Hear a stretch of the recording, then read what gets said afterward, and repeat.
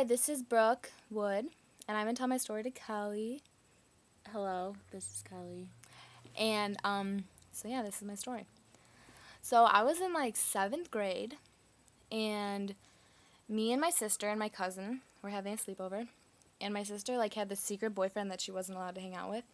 So she's like, "Let's sneak out and go pick him up," and so we did. And she was older than me, obviously. She could drive, I could not at the time. And so we went and picked him up, and we were all bored. It was just me, my sister Brittany, and Shannon, and then her boyfriend Casey. And we had no idea what to do. And so they're like, "Oh, let's go to Lifetime," but no one had like memberships to the fitness center there. So we're like, "Crap, what do we do?" And so me and Brittany were like, "Okay, we'll sneak you guys in." So we're retarded, and we go in with our normal passes. It's like 2 in the morning, and then there's like they're like waiting outside by the gate, like the fire escape gate, and we go and we open it up, and they come in and no one says anything. So like we're there, we're swimming, it's a good time.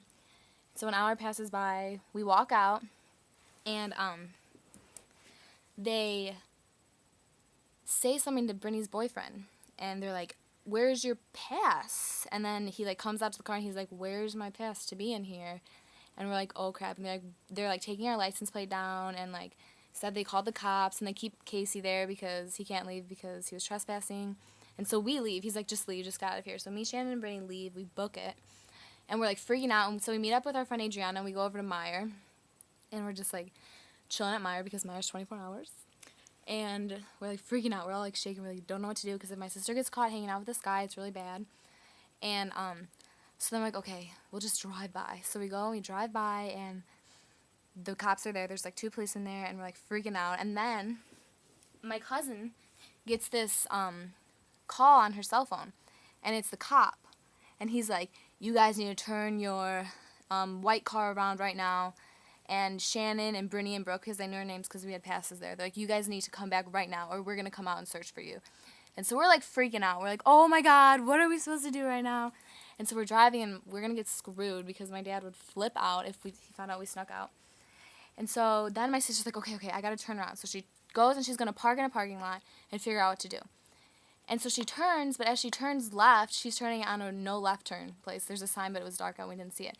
So then, 3 seconds later, there's this cop behind us with his lights, and we're like, "Oh my God, like what the heck?"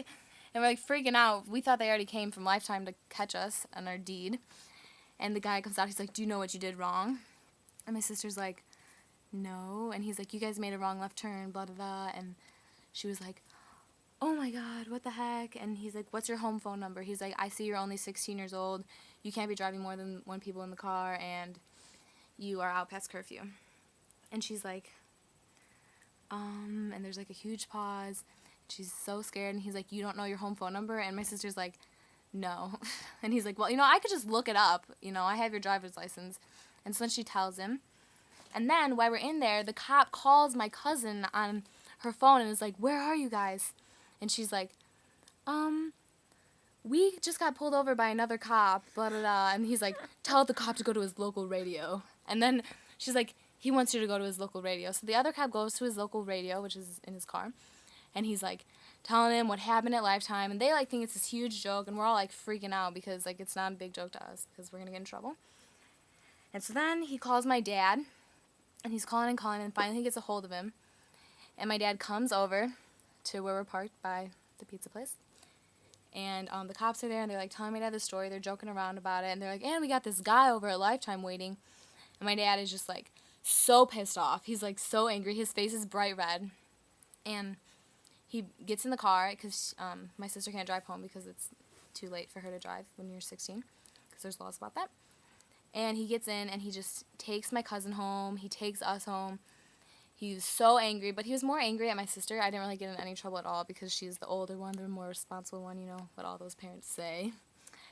And then he drops my cousin off, and he's sitting in our house, and he's just like yelling at us. And then basically, we were like forbidden to ever sleep over at my cousin's house again because he's like, "The cop said, 'Where are you?' And we didn't know where you were."